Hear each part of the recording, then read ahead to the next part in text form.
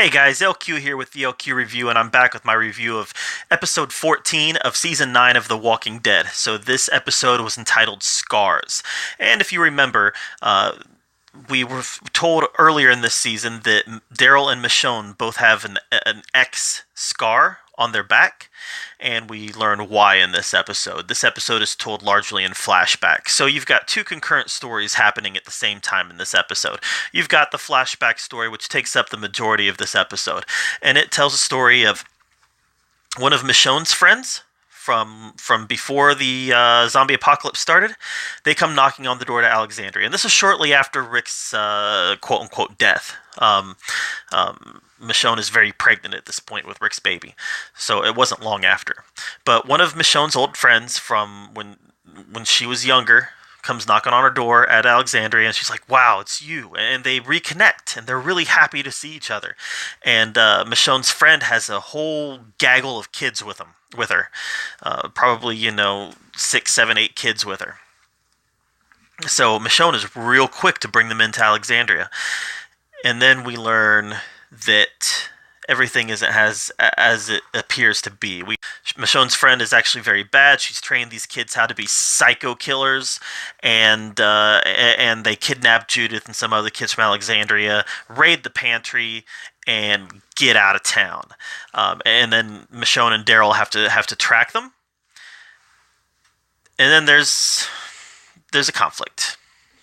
There's a conflict that results in Michonne and Daryl getting scars, and Michonne doing some very difficult things that's going to affect that point on through the end of, through catching up to present time. It's still affected Michonne's decisions. This is why Michonne has cut Alexandria off from the rest of the world, including their allies, like the Kingdom and the Hilltop. This episode explains why Michonne is in that state of mind. And then the other the other part of this episode is Daryl and Connie deciding to take Lydia and Henry back to Hilltop. And that's pretty much the majority, the vast majority of this episode has to do with the flashback. So let's talk about the good. The good is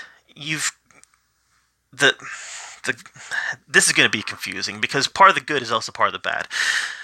But let's just say the kids, Winnie, the little tiny feral kid that's been trained to kill by Michonne's old friend, these kids sold it. They were, they played feral, they played violent, they played confused, they played it all very well. I really enjoyed watching these kids act and perform and go all Lord of the Flies-ish on us. So that was a lot of fun to watch. We got just a little taste of him in this episode, but Negan. Judith, in present day, Judith goes missing, and Michonne basically comes down to interrogate Negan, figure out why Judith is missing. What has Judith told you? Where do you know where she went? And it was a great scene between Michonne and Negan. I tell you what, Negan has been my favorite character this season, and he's only been in a little bit of it, but I'm really hopeful that he gets out and he starts being helpful like he wants to be. But Negan was great. Judith was great in this too. Judith's really taken up Rick's position as kind of being the moral compass for Team Alexandria, and Michonne really needs that right now, especially after what we saw in the flashback of this episode. Understanding that because of the events of this episode, Michonne is not in a good place mentally, and she really needs Judith to be able to be that moral compass for her. So I thought all that was great. The bad. The flashback story. I'm sorry. I did not find the flashback story to be all that engaging, and so much of this season, of what has happened in this season, so much of the Michonne story arc and the Alexandria story arc, and even to some extent Daryl's, has hinged on this mystery, because we don't know what happened, what made Michonne go so isolationist. Why did Michonne go so isolationist? We didn't know it. And this whole time, and everything that's happened in this season, ever since Rick has disappeared, has been predicated on what happened here. What happened in this flashback episode? We thought it had something to do with Oceanside. It didn't. Oceanside wasn't even mentioned in this episode.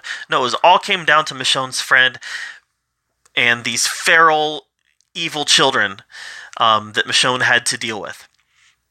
And it wasn't that interesting. It just wasn't that interesting to me. It was like B villain. It's like you're reading a comic book and here's a filler comic where this is a villain just for this comic book only. There's no big arch. It's just for this comic book only, and our hero's going to dispatch him in a matter of seconds. And that's what this felt like. This felt like it was a B, C, or even D level villain that had to be dispatched quickly, and then it's going to cause this big, epic character arc where I still feel like there's been no payoff to this character arc, and then I find out that what started this character arc wasn't all that interesting either. So that's a problem. And we'll just see how it plays out, It felt like a filler episode, and it was Walking Dead does filler episodes sometimes. That's nothing new, but this was supposed to be an important episode. This was supposed to fill in the blanks for us, and I didn't get any blanks filled. I mean, I got the blanks filled in, sure. I just didn't care about what I got. So that was a problem for me. More bad. We didn't get any Kingdom. We didn't get any Whispers. Very little of Lydia and Henry.